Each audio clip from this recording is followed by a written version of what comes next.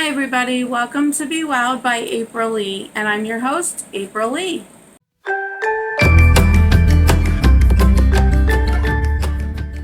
Welcome back. I am here just to do a quick video, not going to be doing it very long. I just got an endoscopy done today, so my throat is kind of sore, but I didn't want to waste this sunshine behind me, and the lighting was a little good, so I thought I'd record a quick video while my soup is stewing. I wanted to do the 10 non-yarny things about me, just to help you get to know me a little better and see what I'm all about. If you have any questions while you're watching this video, feel free to leave them in the comments below. I'll be more than happy to answer any of your questions. I do have them written in my little handy dandy book, so you'll see me occasionally looking down. So that's what I'm doing. So number one, I've been married and divorced 3 times. Yes, 3 times. I know you think I would learn from the first 1 or 2. But I didn't. I swear I'm not going to get married again, but I can't say that because my mom said the same thing and she got married again. Excuse me. So I'm looking at it this way. I'm going to let the universe take its toll. And, well, not take its toll. I mean, take its position and decide for me what I am going to do. So, anyhow, because of those divorces, technically all 3 of them, but number 2 and number 3 were domestic violence situations, as well as my last partner that I was with when I first moved back here to Pennsylvania. So I am proud, and never hide this, I am proud to be a domestic violence survivor. With the help of many therapists and a lot of friends and family support, I really worked through it, and I'm still working through it. My most recent was just a year ago, last month. So still kind of fresh and still kind of really hit me hard in July. Considering it was 2 days after my birthday. Yeah, happy birthday to me, right? It takes a lot of strength to become a domestic violence survivor. Everybody says, and I was one of these people, why is she staying if he's violent? You don't know that answer and can't truly answer that question until you're in that position. Because that's what I originally felt. Why is she staying if he's like this? Well, I was in that position, and maybe I was put in that position for that reason, to find that answer out. Who knows? Number 2, I have a dog and a cat. I always have to have a cat in my life. No matter what, they give a very different kind of love than a dog does. My cat is a tuxedo cat. I've had her since she's been about 5 weeks old. Her name is Tala. Her technical name, or her real quote-unquote given name that I gave her, is Coco Tala. However, she doesn't like Coco Tala. She goes by Tala. She is a very opinionated cat, very talkative cat, and she kind of rules the roost, including me. But don't tell her I said that. My dog Muffin is 10 years old. I adopted her from the Arizona Humane Society when she was 5, and she is an amazing dog. She, poor thing, has flea dermatitis. She's got flea allergy, so we're battling fleas right now. She's a white dog with some brown spots, and she has the pink skin. So her skin right now is really red and irritated, and I feel so bad for her. So she's on Benadryl and all kinds of stuff that I can do. I don't know what I'd do without my fur babies. They have gotten me through a lot of my tough times. Number 3, I have no live births, as in two-legged babies. I guess I wasn't meant to be a mom to two-legged babies, which is fine. I'm still considering adopting, but we'll see. My children would range from 3 months old right now to about 17 years old. And I believe in naming my children because I feel from the moment of conception that they have a soul. Excuse me again, I'm so sorry, my mouth is so dry. That they have a soul. Therefore, I name each one of my children. So I named my first one after my first husband's mom, and my mom. So we use their middle name. So it's Jeanette Lucille. My second one is Christopher Lee, after my cousin who had passed away. My third one is Emma Lee, is after my grandmother, and Lee is a common middle name for our family. My fourth one, Brendan Michael, Phoenix Rain, and Arizona Everly. So those are my children's names.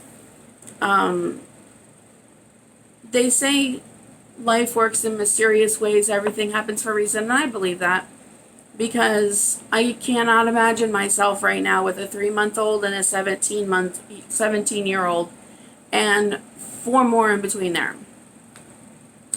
Number 4, I have many health issues.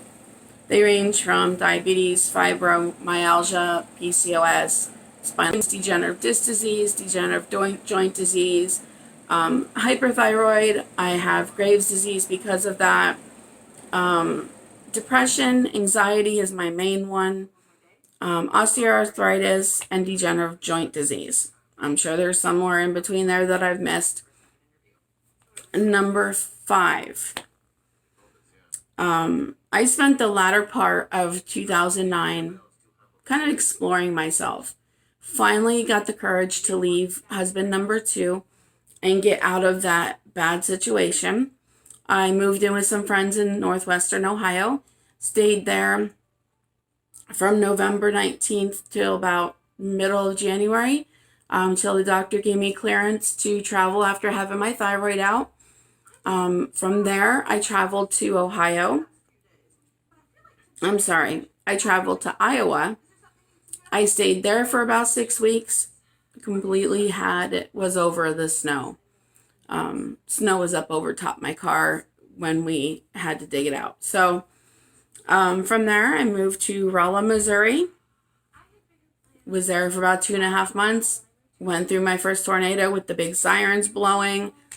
I said, I'm out of here. This is not for me. So I left. Me and my girlfriends moved to Las Vegas. Her mom and dad had this huge house. It was, I don't even remember how many bedrooms it was. It was at least probably 7 or 8 bedrooms. I had a casita in the back, a in-ground pool, a hot tub, everything you can imagine. So I spent about a year in Vegas, absolutely loved it, got involved with the LGBTQ community. Hey, baby girl. Really opened up my eyes to a lot of issues that people go through, including transgender people. I have been exposed to pretty much everything that you can think of. One of my bestest friends in Arizona, who I think so dearly of, is a transgender. I have some friends online that are transgender. I have all kinds.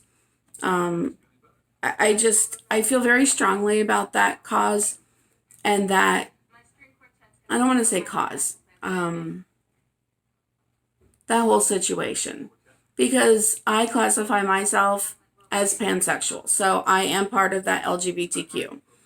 And I'm proud of it. I have nothing to hide. Yes, I like men. Yes, I like women. That's besides the point. We don't need to get into that.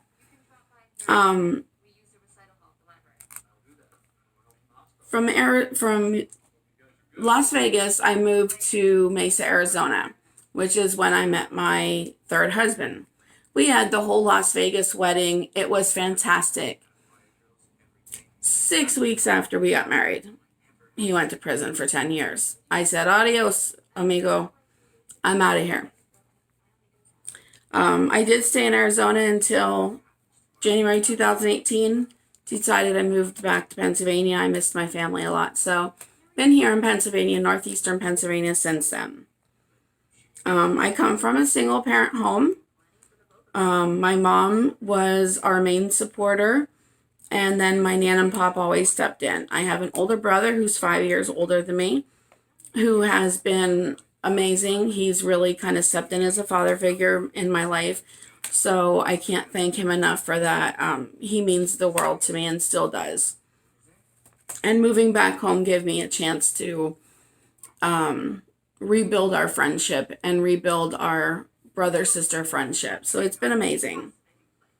I'm an introvert, so I don't like to go many places. I kind of like to shut myself in my house. I'd rather just stay home and vegetate, kind of, so to speak, crochet. I do like to go out.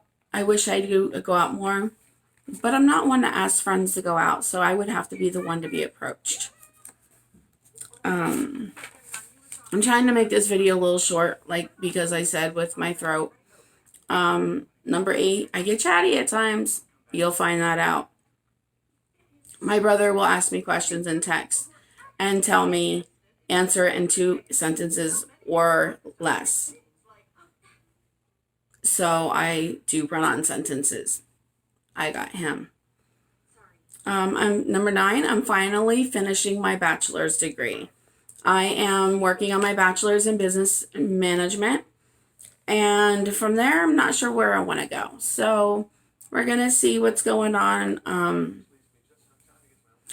and take it from there. And I'm also taking a Spanish course through my work, which is an online high school. Just something I've always wanted to learn Spanish, so I just thought it would be a perfect time. And finally, number 10, my favorite of all. I come from a long line of farmers. My mom's dad's side, so my mom's paternal side, I have dated back so far to the early 1700s. They were all farmers from Nescopec, Pennsylvania, which if you are from this area or don't know this area, Nescopec is a super tiny town. It's about 1,500 people, but it does have a lot of country. With that being said, a few of our relatives kind of moved off into a town called Catawissa, 1 or 2 here. They just kind of spread out, just the next town over, basically. But 95% stayed right in Nescopec, which I thought was truly amazing. At first, I was kind of bummed because I'm like, really? Farmers from Nescopec? That's it? That's boring. But I kind of thought about it, and I thought it was really cool. I've been doing a lot of my genealogy. My brother helped me a little bit. He got me a DNA test for Christmas. And then he also helped me with 6 months of an Ancestry.com membership to help me build our family tree. So that's been really interesting. But yeah, so that's pretty much my 10 non-yarny things about myself. I hope you are enjoying my videos. I am looking forward to putting up more. I have a package coming here shortly that I will be doing an unboxing for. It's for a giveaway that I won for one of the channels that I subscribe to.